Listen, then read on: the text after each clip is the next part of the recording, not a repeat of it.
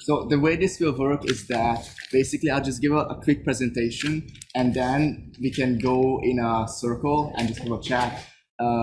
Because I don't like this lecture style anyways. I prefer if we just all sit in a circle and a good discussion, and then discuss the next steps for our movement and what we need to do. Okay, so if you want to open on your phones the presentation, that's great. I'll also explain it by speech now.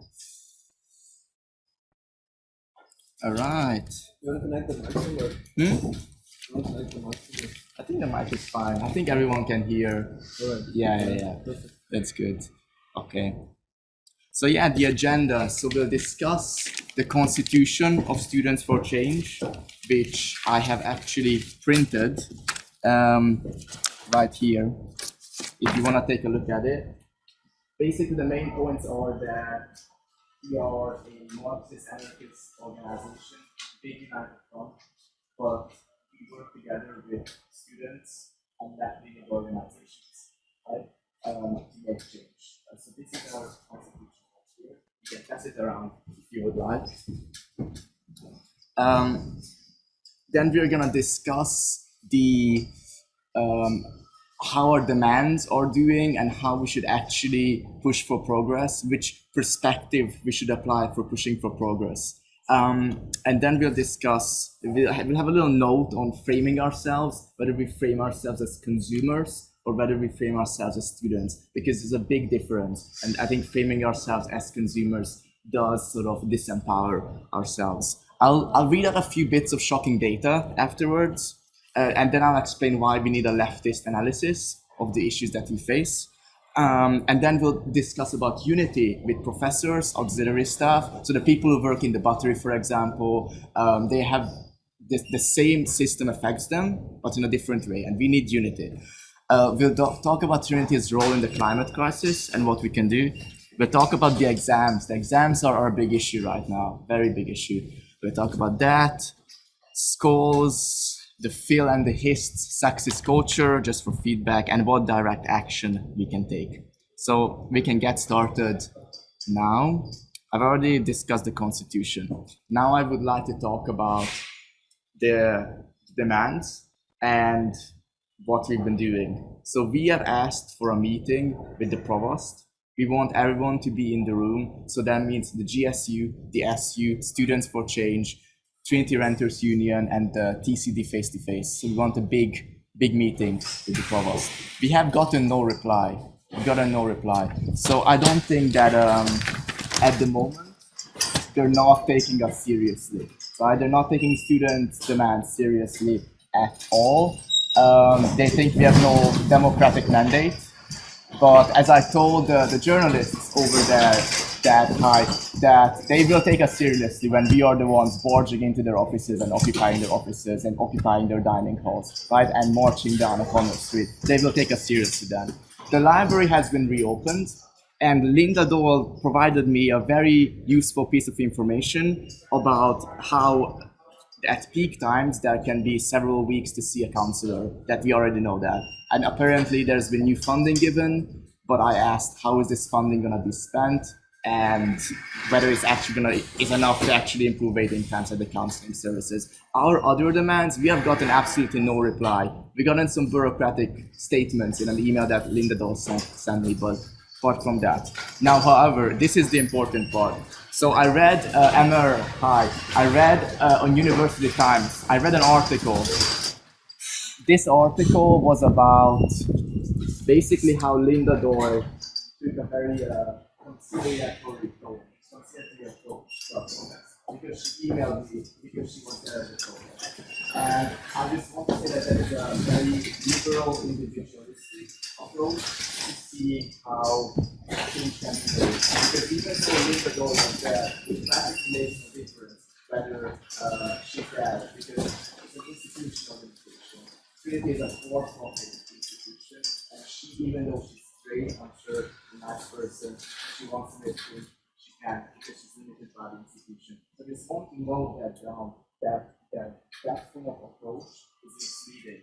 We're asking the wrong questions. Is she truly limited in the sense that, like, because every, like, feel like she's probably free to, let's say, reopen face to face, considering every other college in the country has. She has the de facto, the juror power, but the de facto power is she's gonna open the whatever, and then the chief financial officer is gonna go, this is what I'm doing, right?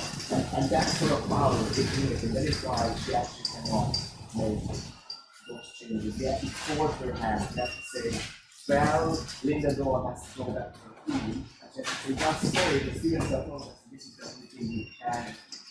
It cannot be a choice, because they will always take the path of least resistance. That is my opinion. And they want to delay us, okay? They want our demands to fizzle out. That's what they want, because on October 22nd, the college is reopening. And at that point, they hope that we will stop. They hope that we will forget that they disregarded our well-being for a long time, for a very long time, actually. Next slide. Yeah, so we need to force their hands. There's an article, there's a QR code called Corporatization is a Capitalist Assault on Universities. And I wrote that article if you want to take a look. If not, that's fine. It's in the QR code in the presentation. That explains kind of the systemic perspective. Next up, I made a bit of a mistake at the protest, because you see my speech, I said that we pay your wages, and unwittingly that kind of played into the status quo, because we presented ourselves as consumers, and we should present ourselves as students. We disagree with the entire system of paying for education. It's very important how we frame ourselves. Instead, we should argue that regardless whether we pay or we don't pay, right, we should still have a say in governance. We are democratic university. And it is true that while we are studying post-accommodation at the university, it costs €200,000. That's true, that's a lot. That's a lot of money. And that's not necessarily right. We should frame ourselves and be careful in how we frame ourselves. Next up. Oh, yes, yes. Also a single income stream, or does she or the college earn money through other streams? So here's the thing. They say that power emanates from obscurity, and that is especially true under the neoliberal capitalism. So but guess what? The research papers are founded, for example, by that she was actually anti-war. So that is very strong for leaders to have everyone else to the status quo. How they come to the government? How they constitute to the government? Right? Government interest is big business. Therefore, there are vested interests everywhere. If this is based on constitution, people think of education as being a separate item, but it's not. It's actually like it's actually in the system. So yeah, she can make money or she can get free. It's very dynamic. It's very fast that people get adapted. They progress by not upsetting the apple cart. But that's how the institution. That's how all institutions work under the capitalism. You don't upset the apple cart. Look at Sarah Ellen's case, for example. What happened with her? She was stolen. Most radical, by the way. Most radical of all candidates. She wanted to return to the United States in reality. She was a traditionalist in the good sense. Against corporatization. She was told by the government that her medieval center for studies did not raise enough funds. Linda Dole raised a shit ton of money to connect. That's like a telecommunications center.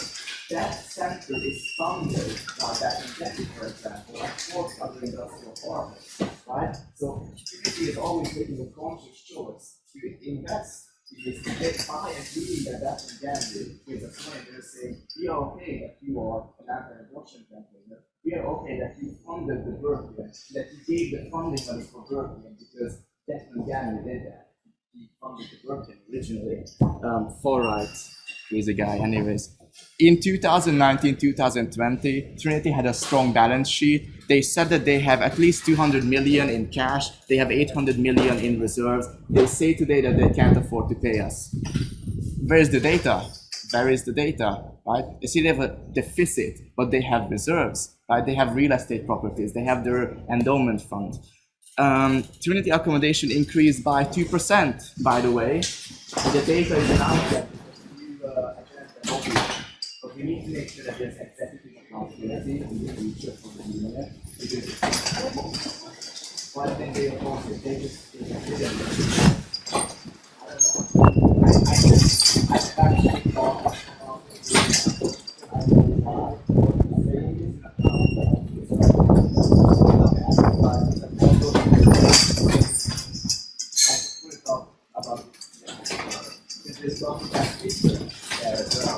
If you think about it, the US, for example, there are lots of things in the US. US has plenty of stepping stones for the government positions. So you need to reduce bureaucracy and increase democracy in the union. But that's a topic for another time.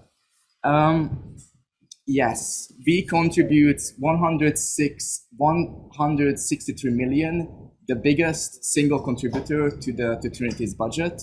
That should also be a sort of argument for democracy. But then again, we can't say we pay your wages because, that's a bad framing.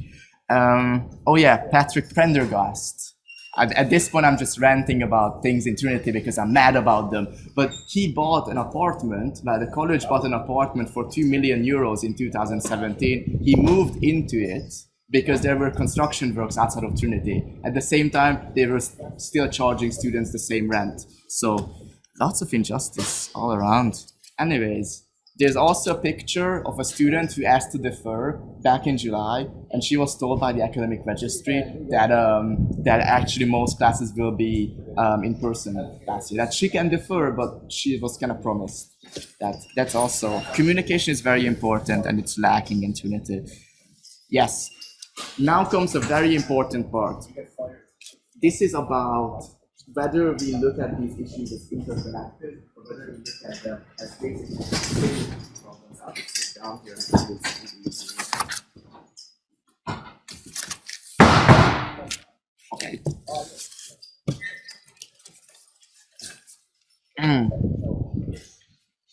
This is better. Just having a conversation. It's important that we look at them as we have a framework of analysis. So, for example, if you take back Trinity, right? Take back Trinity was eroded by the same machinery it fought against because they had temporary gains, right? But at one point, when they won those gains, they didn't go further. They didn't actually challenge the system. So history is controlled by capitalism, by neoliberalism, right? So if you're on this island of Trinity, right? Imagine that as an island, and you make a little change. Take a small step. It's so much better now. We did it. We have the student partnership agreement, which they did have, and it lasted for 1 year. Why? Because wider society encroaches again. Neoliberalism encroaches again on the institution, and these gains are reversed by default. So that's why we need a radical mass movement that continues to challenge the system. The take back Trinity was against supplemental exam fees? Supplemental exam fees, yes. And was it revoked then? It's absolutely revoked, yes, because they occupied the dining room. And then, are they trying to reinstate it now, or is it still not moved? No, that's gone removed. now. Yeah. That issue. So they managed to solve the issue, but did they manage to solve the issue of Trinity disregarding students? I feel like Take Back Trinity was also like, it was like the straw that broke the camel's back. Like they were just like, they were getting so sick of everything that they were like, this is the issue, we're just going to occupy the building. Yeah. Exactly. Sort of like the water charts in the wider political sphere. Yeah. So I think we need to take this into consideration. The way I would sum it up is that we should be proactive, not reactive. So we are being reactive right now. We're saying, Trinity, stop doing this. But we should be saying, stop doing this, and here's an alternative. Yeah, the socialist alternative, for example, which is basically, it's a scary word, but basically, what if we control Trinity through cooperatives? What if we had workers' councils to control Trinity? We would run the institution better than those higher ups, those suits in their board meetings. If there's more democracy, that's better for everybody, not just students, auxiliary staff, professors. So we need to move from fighting for our demands to fighting for our demands through challenging the capitalist system. And we should be very focused on immediate issues, but there should also be that thing in the background, like if you don't agree with dismantling capitalism, you can just say challenging corporatization, challenging neoliberalism. Do you know the Occupy Hollow House movement? What is that? I think it occurred a few years ago, whereby it was in reaction to the homelessness crisis. You had certain left-wing TDs and groups occupied. There was a house off Tower Street. Yeah. That was owned by, I think it was owned by Nama, and they said this sort of, because it's owned by the state, it should be used as a house, as an emergency homelessness accommodation. Why is it being used? Why is it left vacant? Yeah. They occupied it, and there was kind of confrontation then with Gardaí and with the government, but eventually I think they folded. We didn't actually get their demands. Something that we reappropriate use of the Apollo House. Yes. So I don't know if you don't know anything about that. I don't know about Apollo House. I know there's a new squatted social center, by the way, in Stony Batter, and I went there yesterday, and they had trad music, and a guy offered me weed, Okay. and that was nice. Oh right. I was just talking about the anarchist social center. Yeah. The You trad guys went to music. that thing on Wednesday. Yeah, always a bunch of fun. It's super fun. So yeah, there are these community projects popping up, and There used to be one in Glasgow, TCU Glasgow. really I think there used to be, and then they kind of moved along to redevelop it as a university campus. nice. I think we're really gaining momentum against this system. We're seeing more and more projects pop up. We're seeing the protests at the DAI, seeing a lot of things, and I'm very optimistic. I'm very optimistic, to be fair. Like, so yeah. How's it going? Are you enjoying? Yeah, awesome. So I have a few ideas for principles that we should have. Education should be free. It should be for and by communities. So they should be transformed. Universities should be transformed to fulfill social needs. Very important. Number one shouldn't be because what it is right now for a large part, unfortunately, is can I make a research paper that can then be used to produce like products that we can sell on the national and financial market, entrepreneurial research, which is great, but should that be the only focus? Should it be the focus if it results in them disregarding student well-being? But probably not, I would say. It's great to make products that are very useful for society, but it needs to be to fulfill social needs. Very important. You know, Thomas Mann said, education is the great equalizer of man, and we should follow that idea. Education should be free, critical, and open to all. And also, we should absolutely decolonize education. By the way, that's a fourth thing that's important. Say that again? Decolonize education. Like they have a lot of. I mean, Israeli government funds a few schools and they fund a few courses, I believe. I'm still waiting for the freedom of information request. Which government? Israeli government. Oh, Yeah. okay, internally. Yeah, it's everywhere, by the way. Yeah. Look, they did it in the UK, right? In the UK, they have a strong student movement. They have a big leftist movement. They did rent strikes last year. They got back 30% of their fees. We can do the same, right? We just don't have to look at it as it being impossible. Or actually, I think what we should do is, in order to expand the realm of the possible, we have to push for the impossible. And I think we can do it. I think we shouldn't be afraid to dream big. Moving on. Yes, unity. We need unity with professors, auxiliary staff, and postgrads, and everyone else. Because for now, the student union has been very apolitical. It has been isolated. It's been separated from the larger struggle. I mean, even the student union, for example, I didn't really see them. I mean, probably you guys know more about this. Did the student union ever go on strike with auxiliary staff around here? Did they ever do that? Not recently, I mean, because they did in the 60s. Oh, you can't answer, I forgot, because you're supposed to be impartial. I forgot about that. Okay. That is the case of a lot of auxiliary staff are now being outsourced. Yes. So whereas you used to have like TCD catering staff in the Hamilton, for example, Yeah. now you have Costa Coffee and like some burrito chain. Exactly. So Yeah. I guess there are auxiliary staff in another sense now that they're going to be workers for another company, not even Trinity itself. Which is it's also the pay rates are being cut. By the way, there was a news about that last year. And dude, everyone is invited to the United Front. Everybody, societies, professors, postgrads, everyone. So come along. I have a few examples. Auxiliary staff, 90% of them don't trust the college administration. There was a survey last year. 90% said they don't trust the administration. I mean, that's saying something. That's a lot.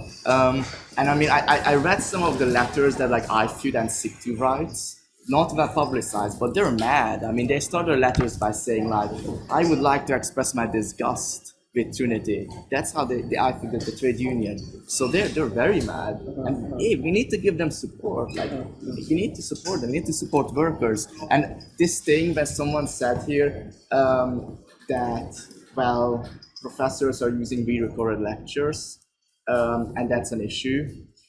Is it though? And it's not. Yeah. And that's what I'm saying, that it's not an issue. That's not the issue. That is basically creating division. Creating division between us. Because for Well, the professors, issue is having them online. The issue is not being in person. Like Yeah. in the university. But it's not like it's lectures, like they reuse their slides like each year they just update them. We don't do that. Lily, hi. How are it's you? distracting from Sorry the for not Yeah, letting I mean, you in the also, like, waiting room before. It's important Hold to on. recognize that online tuition is a diminished form of tuition, and Yeah. therefore they should diminish the fees. Yeah, they won't do that though. Don't do that though. But they're in a kind of bind now, because last year they said no, there's no difference in the quality of online education versus. Yeah, they said that to a postgrad. That was But then it's a question now. Why are they trying to transition from this kind of blended model into in person? Like why is the in person mode better per se? Well, I suppose at the moment I feel like they say we're going to open up on October 22nd, but I would not be surprised if Who's going with the housing? No, I would not be surprised because a lot of the emails I've gotten from the law school. Anyway, it's a lot of it is like, no, after Christmas. After Christmas, after Christmas. So yeah, we've been told, I studied chemistry, we've told our biology is already scheduled. So they have no intention of bringing some No intention already, at all. and they said that at the start of the year. Yeah. No, it's a total like I don't know, like it's basically like a big lie. Like they're like, yeah, we're only up on October 22nd, wait for October 22nd. But actually nothing is happening on October It's a bait 22nd. and switch. Oh, it's totally a bait and And switch. they did it last year in September. They did it to get us in to pay like our rent deposit to accommodation, and then they handed out our timetables late. Yeah. And then that was when people realised they were online when they got their timetable.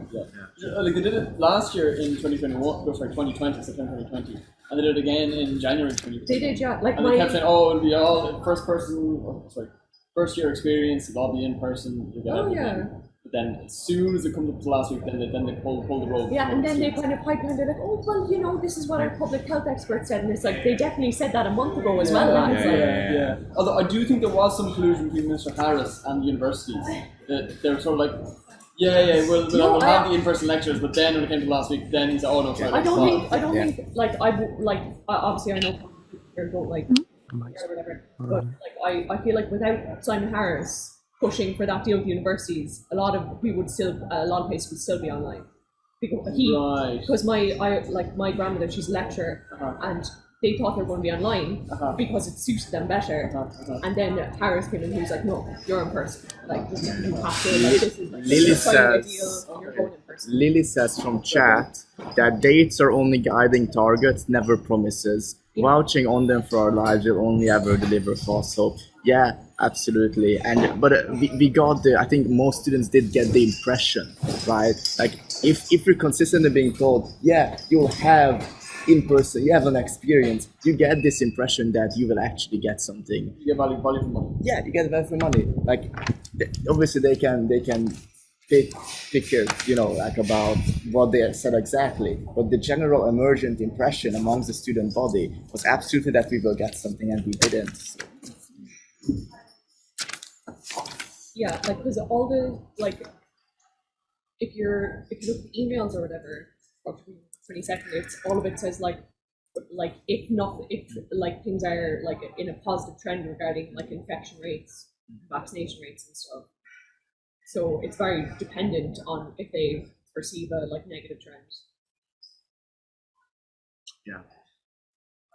Yeah. So you also have to consider, like, for example, Sorry. like the SU, for example, lobbied David McGrath, the director of the public health services here in Trinity, to, for example, change the social distancing rule. And he changed it. So it's at this point, I think there's definitely the point I'm making is that there's choices are being made. there's a separation between the actual science that's sound, and that the government tells us like, yeah, that we should, and there's a separation between what the college actually does and how it implements them. A good example of this is, for example, halls should be allowed to have overnight guests as per government policy, but it's not. So who makes that decision, right? Well, Linda Doyle emailed me and she said, well, these decisions are made democratically within the Living with COVID committee, right? But it's mainly Linda Doyle and her goons Probably deciding. Probably the manager of Trinity Halls as well, Yeah, whoever that is.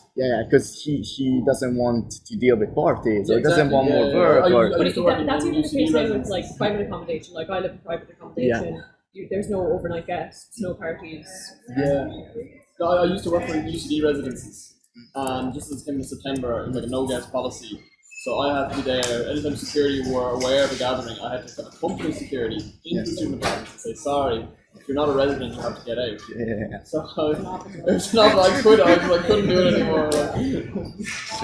I'll bring some chips, by the way. What's very interesting is that Richard Brierly, the manager of UC residencies, also owns his own private student accommodation. Yeah, of course he does, because it's so profitable. Really? But it's kind of like He was like, "This is the best thing ever." Yeah, I know. But then it's like, why is he raising the rent by 8% this year? That's money. Because why would he want a competitor? You know, Yeah. why would he want UCD to compete with his own? So like, is this not a conflict of interest? Oh, Is totally. anyone is, pointing yeah. this out? And Lily says that DCU had an actual rave event last did, night. yeah. Yeah, that's crazy. That's great. Yeah. Oh, I'm well done, DCU. in residences like Punching Yeah, the I air think right so. there. Hold on. Yeah, like one of my friends is doing a PhD in DCU. His accommodation is $6,000 for the whole year. It's 6 grand. that's not too bad. That's nothing. That's nothing. That's like the cheapest you get is like for Trinity anyway would be like halls, and like obviously halls. All is still pretty expensive.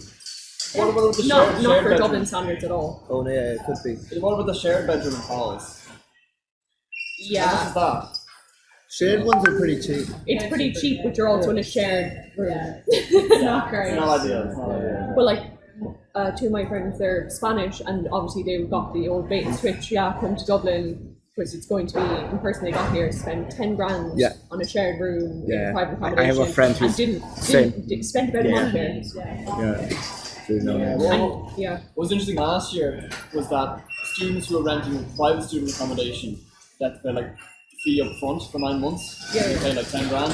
But then obviously level 5 was announced, no in-person lectures, and the private student accommodations weren't obliged to give students a refund. yeah, no, like if you even talk about it, like no, even if you're not here, you will be expected to pay. Yeah.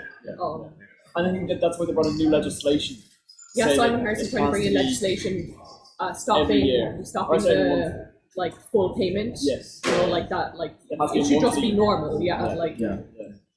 but students really they don't even have like the rights of like a normal tenant. So like Yeah, if you're living in a they flat, can literally go into, I think it's described here, like they can go into your room without any Without your notice. permission. no, they can do went into my room this week and they're coming in today, I think. But no, like a security guard just walked into my flat. Like I live there, you know. Like so, it's like you're just treated like children, you know. Yeah. Because we're all just there, like whatever, cooking or whatever, and it's just a security guard, like. Bombing in. Yeah. Exactly. My friend lived in Binary Hub, and he had to go home because of COVID. He wasted 6,000 euros. Anyways, just a little personal example. And yeah, I mean, what Trinity is telling us, for example, with this whole thing of not having overnight guests, is we don't trust you. We look at you like children who need to be controlled, and we don't. And you know the new Goldsmiths refund. You know about that? No. They fucked up their kitchens for like 3 days, and they gave them what I think 200 euros for on their P cards, and everyone's pissed off about that too.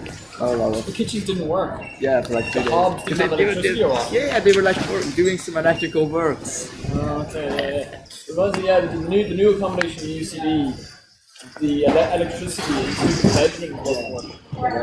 You couldn't even charge your phone. You're paying over 10 grand. I had to add 5 more. Okay, thank you so much for coming. So we should finish. Well, we have a few more important bits to go through. These are three different examples on this slide of how we need unity and why. Casual staff could face teaching pay cut of almost 20%. That comes from a University Times article from last year. 90% don't trust college administration. That's also here on my screen right now. And staff under unprecedented pressure with continuation of online learning. Important that we unite our struggles. Moving on, the climate crisis. We need radical action in Trinity. I'll just speed through these because we all know that we need radical action. There's an activist called Jamie Ruhu, and he's great, and we should work with him, in my opinion. What was his name? Jamie? Jamie Ruhu. Oh, what does he do? PhD in bogs. He does bogs and he's very exams and proctorio. Now this is an important one. So we need to oppose proctorio, which is racist, very racist. It's bad for students who are from lower socioeconomic backgrounds and has data privacy issues. There was I'm not Can I look at the slides? Absolutely. I'm There gonna was- sit here and There was someone, this is not a joke, yeah. There was someone who was doing an exam and he had to shit in a bucket because he was that terrified of proctorio flagging the movement to the toilet as cheating. So proctorio is a terrible software, 1984, but it literally is. No, it's using AI to add surveillance. What about students who live in, in shared flats, who live in a house that's shared with 6 families? Yes, so they don't have an actual invigilator, it's just an AI software. It's an Yeah, AI this software. AI, yeah. That's why people are so afraid because it's like a hyper-aware AI that tracks your eye movements to see if you're looking at a page over in the corner, you know. So if you're there, probably I imagine you're just there terrified, Oh, sick. We sent an email to the provost asking for this. You saw the open letter, I'm sure. Open book exams. I love open book exams. This is a decision we have to take collectively once we're members of Students for Change. But I think open book exams are the best form of assessment, personally. Moving on. That doesn't really matter at this point. There was an autistic student who asked me to look into it because he gets very annoyed when the security he collects alcohol, drinking on the campus, and he gets very annoyed when he stays through it when the security harassment stalls. They should be either reformed or abolished. Why? Well, because of this article by Sophie. No, this has to be discussed in depth. Frank Wolf from my course is working on having schools the same format as last year because otherwise it'd be a lot of stress for students. So, Yeah, but schools What are form was it last elective, year? it was like online open book or something. Online. And did many more become scholars as a result, or is it still the so- same Well, no, number? because there's they introduced a quota, obviously, and then everyone was on with quota. But schools, to be fair, So is it only 80 yeah. or 75 students now, or what's the cap? It always there's always been a cap. No, there wasn't a response to the email. No, there's a cap of I only be hold on. 70. Can you hear me now, Lily? We discussed at the start that they're not respecting us at all. We said, well, they're gonna respect us when we're the ones occupying their offices and we're the ones marching on O'Connell Street and occupying the dining hall. They're gonna reply to our emails then. Sure. Yeah. Sorry about that. Perfect. So yeah, we have to discuss this in depth. If you're interested in a schools issue, I'm interested in it because I think it could be better. I think this article discusses how the scholarship kind of reinforces inequality within the system and that resources could be better distributed to students in need. It's a good point. We can have a I dis. think I'm sure David Penny, he didn't take the schools because he thought they were ready I remember Neville Hawke saying something like that. Exactly. How David Penny's he's with that. That's exactly it. So these are just ideas at this point. What ideas do we have about the kill and the kiss, sexual harassment culture? Because you see, I think Sexual harassment? Torture? culture. There's Oh, a culture. culture sexual harassment at the Phil and at the his. And you see societies, and I say this off record, yeah, but there's a lot of like people that are power hungry in societies and they don't want anyone to enroach in their independence. And what ends up happening is something like the Phil and the his, where they're not actually making structural adjustments to deal with sexual harassment cases. But honestly, I think it's yeah. This is off record. Fuck their independence. They have a structure that can actually handle sexual harassment cases because that is devastating and that's terrible. And I don't think that we should let society politics influence in any way the changes we have to make to societies to actually stop this from happening. Honestly, What would be the changes you think? that's why there's a feedback here because I have no idea at the moment. Because at the moment they have, like, obviously they have authors like that, but the article that like you showed me, it seems it's just like the senior female members have taken upon themselves to protect the younger ones because there is no other system. Yeah, I suppose they'd have to be reported. Then again, we have to be pressuring people to report stuff either. And yeah, if we had something which is I don't know, you guys maybe know more about the societies, but like but if there's a hierarchy in the societies that also encourages this sort of behavior, can be like a horizontal leadership. I don't know, like I don't. If you're going to have a hierarchical like system of authority in society, that's fine. But then you have to be accountable for like average behavior. I think that's obvious. Yes. What is the alleged They're abuse or just scandal? well, it's like basically it's like fourth year senior members of the history still going after freshers. And is it that like they go to maidens and in order to get higher up in the society they're doing sexual favors? Yeah, if you read the or- article, there's like these individual girls that are coming out with their experience, and it's fairly horrific. Right, okay, It's okay. just they like senior members going after really drunk first years. Are those girls reporting it to the college or reporting it to the newspaper? Newspaper. Or reporting Yeah.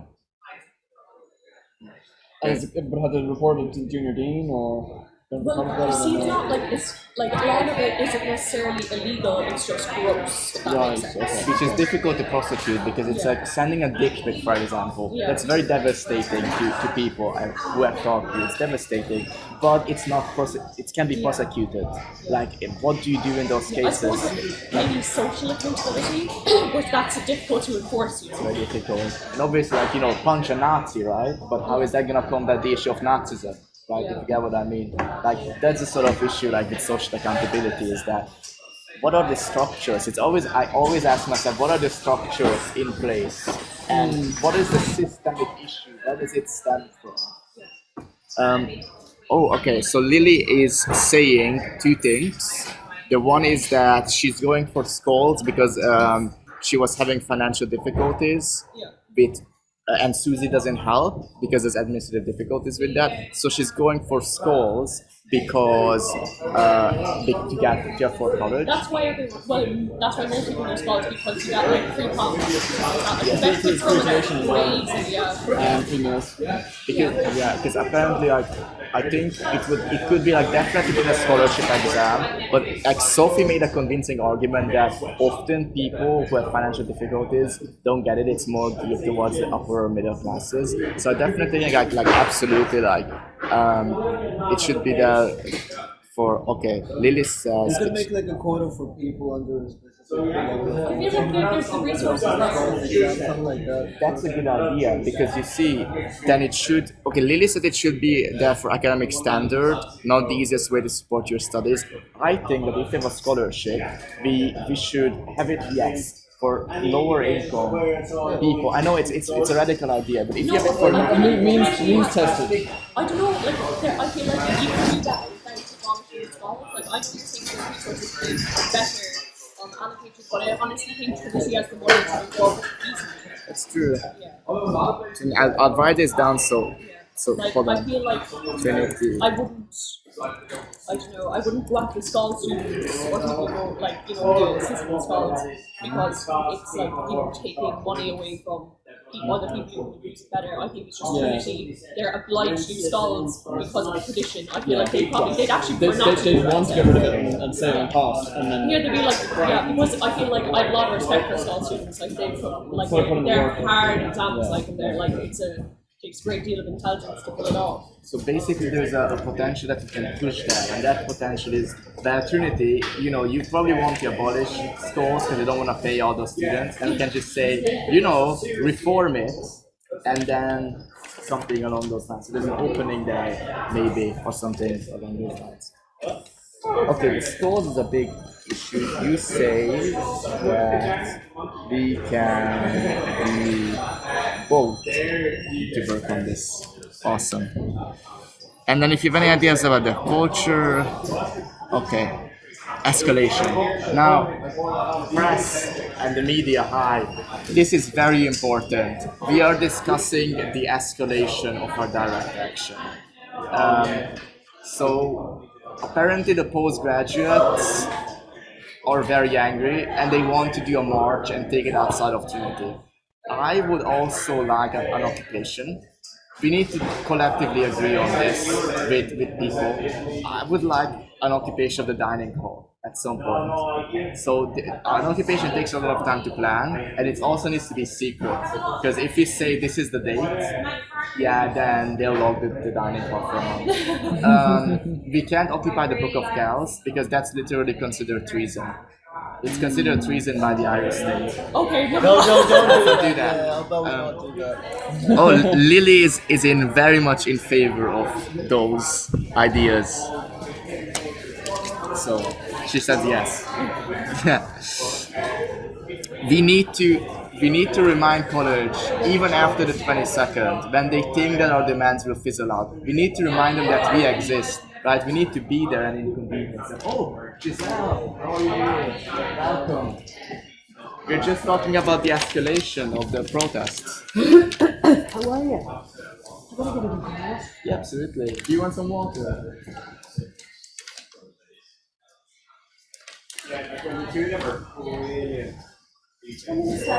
Yeah. Trinity News, right there, and so was University Times. Yeah. Jack Kennedy. So, library occupation, symbolically in the place of learning that we are being denied, is what Lily proposes. Okay, moving on. We were talking about the postgraduate just now and how they want to march. They want to march down O'Connell. Last year's postgrads are absolutely disgruntled. Like, they've run out of time because we've just been strung along for so long. Yeah. So I don't think when you pay a certain amount, I think you should get a certain amount of value. Yeah, postgrad especially is like it's crazy. Like a postgraduate thought is paying 22,000, 23,000 on you. To do like a huge piece of work online, basically. To do a bedroom degree. Absolutely ridiculous. Yeah. So we were just thinking, we're discussing this on the phone as well. Like, are we gonna call a march? Are you gonna call a march? Are we gonna put out a joint statement calling for a march? I think we all have the same problems. Yeah. You're like, universities taking us for a ride. that's complicated because when you're in the meetings, you can see where all the impediments are and all the difficulties and the logistical difficulties. Like, for example, with the library, you're at 2 meter distancing, but it takes you ages to actually repopulate those floors with seating. You'd have to shut down building by building to repopulate 2 meters down to 1 meter down to, so that's a huge piece of work for them. And I kind of have patience with that, but what I don't really condone is the forgotten, and the forgotten are last year students. Yeah. You were a first year last year. I have a whole cohort who feel forgotten already. They're graduating in a couple of weeks' time. They've not really had a student experience to speak of, and it's too late for them. Yeah. What did they do over the summer? What work did Trinity do over the summer, though? It's just a question. Like, we should like, where is this evidence that they at least tried to accommodate our needs for an education? Like, what were the steps? I mean, it's a mix of incompetency, unwillingness, like, etc. But where are the steps? Like that story that woman told us the day before yesterday.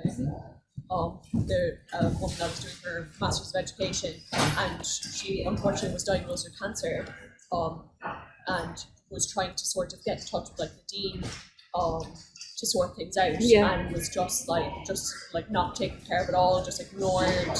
And when she finally got through to the dean, because she knew one of his personal assistants, that's the only reason why she got through to him. He was like, "I've never heard your case before; it was never brought." And she was there like struggling.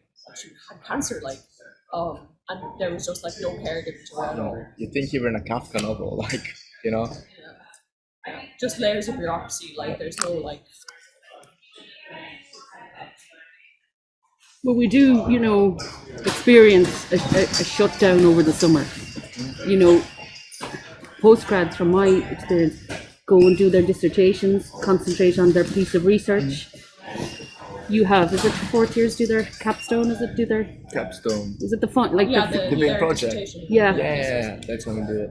And that's sort of a research space. So we populated the campus over the summer. It was postgrad populated, because most of the projects that were tabled would have been postgrad, would depend on postgrad involvement. Thinking like the piloting of Unicov was meant to happen earlier.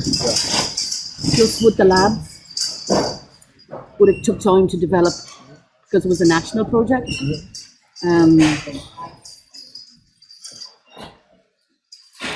The study spaces were there for postgraduate influx.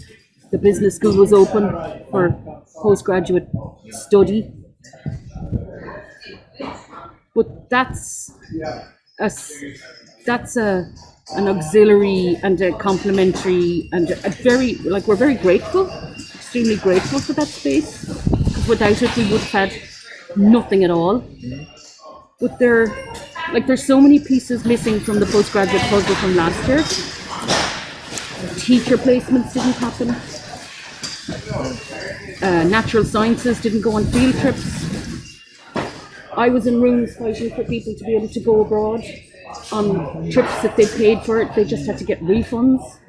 So the whole experience last year was wiped out as regards, that complimentary student feeling that you've been here and you've been part of the institution.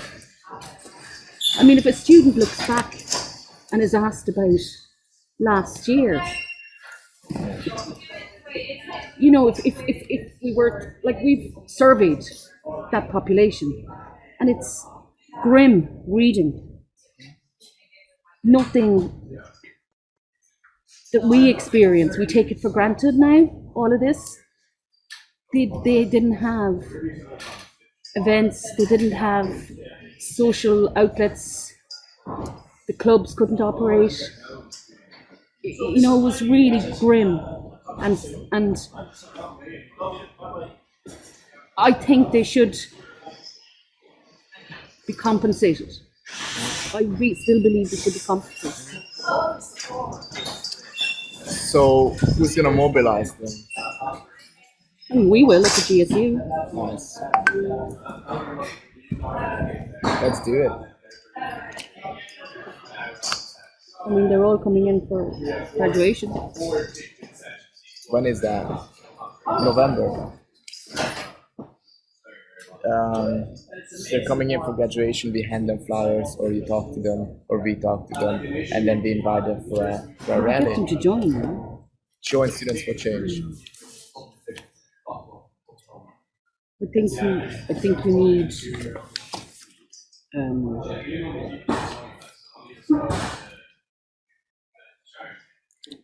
I think as a union we can do all the time for talking is done, Yeah.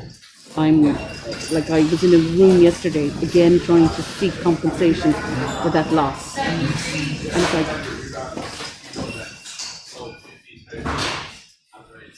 these students are graduating out soon. Why are you concentrating on that? Like, why don't you concentrate on the next cohort? But I don't think like that. I mean, I am a representative of people last year who put me there, so I feel indebted to that, of a mandate, you know. And I'm just extremely slow to just forget about last year, let alone this year. Now, how does the university rebuke your request for, let's say, a partial refund? Do they say this is just simply not possible? Do they say, Probably just The money isn't there for partial refunds. Like, it's plain and simple. We're told the funding isn't there for partial refunds for anyone from last year. Do you ever find out about the reserves or the cash reserves or anything like that? Because Lily actually I makes. mean, we finance committee next week. Yeah, Lily makes a good point here. What is the breakdown of the fees for postgrads? Because they're given the digital library and the certificate, and that's it. Fees don't reflect services anymore. That's what Lily says from the chat. I think what we'll get is we'll get a breakdown from academic registry where it's all laid out. Maybe actually look at what you're looking at in your payment portal, like transparency, and then. I mean, I can get that from any student, any postgraduate. Yeah, I do think there is money in the pot, in my opinion. There is definitely money in the pot, and it's only a matter of political will. Honestly, we have to see the data, as you well, said. it's a matter of finding where the money is. Yeah.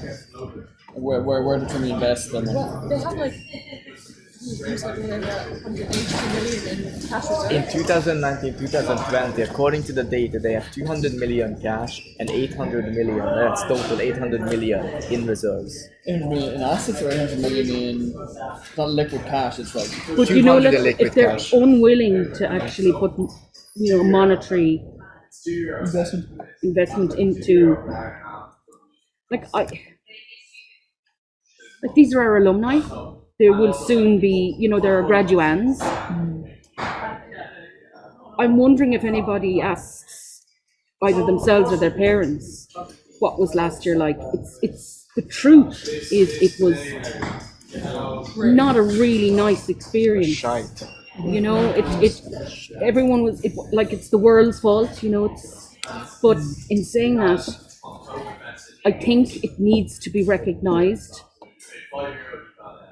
I think a proper apology needs to be issued, and alongside that, an extension of. I'm looking for, and I was looking for as early as and as late as yesterday, gym access that you didn't have, that our postgrads didn't have, remote library access. I've asked for Blackboard access to be extended because people haven't taken their notes down, or it's all very rushed. People, like the communication, nobody has been told that they're just going to go one day and there's going to be nothing. Blackboard isn't going to exist on your, because you're gone. You're no more. Sort of, you're graduated. So I mean, to give people access to, like, certain schools have like auxiliary courses that could be extended as a make up for the to micro-credential people. Like, I'm trying to find solutions because they're not going to give us money. I'm asking what's there that you can give us instead of money. I like the free for current undergrads. I like the free battery idea. For 1 year, have the battery free 1 meal per day. They'll take a financial hit, but it's a form of compensation. Oh, I know in the Netherlands they decreased their tuition fees by half for continuing students. So if you were there last year and you had a abysmal experience online, going forward to the next year you pay half the fees as a sort of recognition. But look at the equity and look at the equality of extending services to people where in our circumstances, a union, they're no longer in the country. I know. So you have somebody who has returned to California or returned to Beijing, and then how can they avail of, in lieu of €1,000? And we have an extra complication because our payment is an Irish student will pay one fee, a non-EU student will pay a different fee, and what we were asking for, if there was going to be monetary refunds, is rather than a straight refund of like €1,500 for everybody, like a percentage of what you paid. It's like 10% and 20% of 22,000 is very different than 10% and 20% of 8. So why do international students pay higher fees? If the university, if you have a vice provost for quality, diversity, and inclusion, why do they pay more fees? Well, we've a new, We technically pay the same fees, but it's the EU gives money and the state gives money and they pay the Subsidised. majority of our fees. Okay. And then we pay the registration fee. Mm-hmm. Yeah, so we it's not that we don't pay fees, it's that the government pays our fees for us, if that makes sense. Right. But international students aren't citizens of like. you also have some situations where, EU pay fees. I know that there's an EU rate of fees. well, there are I'm not sure if rational the EU fees. actually directly pay the fees. No, your EU do, yeah. undergrads are Yeah, subsidised by the because, like, government. they- Like there's, No, the Irish government does Like subsidize. but I'm not sure European the students don't, they only pay the $3. European students. Right. They don't pay like that. Yeah. It's funny that we have a vice provost for equality and diversity. It's double speak. Lorraine 1984. Lorraine Leeson. Her name. Lorraine Leeson. It used to be Clodagh Brooks. Where? It used to be Clodagh Brooks and now it's Lorraine Leeson. Oh. Also, I think we're, when you look at the prices in America, the fees in America, so sometimes, because I've been vice president, president, and president, you see sort of, careful your charger now, so. You've been the president a number of years running now. This is my second and last. Okay, yeah. The American system is so expensive. Like you have countries where it's framed differently, when it's sold out because American education is very expensive. But even with that level of, like, I've met undergraduates who come from Harvard and undergraduates who come from Yale and undergraduates, and they expect, and I have postgraduates who went away for a year. They might have been a scholar maybe and went to Oxbridge, one of the Cambridge or Oxford, and then came back. And there's just such maybe a difference of experience, a difference of expectations or whatever. But imagine that happening last year, where you came from somewhere, you'd had a postgraduate experience, and your postgraduate experience because of COVID last year then was having a course. Bedroom tuition. It was really. I've had all my work. Thank you very much. Good to meet you. So we are actually at the end of our presentation, and then we can have a chat if you want. Just a few ideas on bigger picture demands for the future, which is like reduce the student contribution fee to 2,000 level, so €250. Equal representation for all staff and auxiliary staff on our boards. For the occupation or the march, we need to update our list of demands because some of them will be obsolete by then. So that has to be figured out. And then discussion, which is now, and thank you very much for coming. That's the end of it. So we can have a chat. Did I show you that email I got about the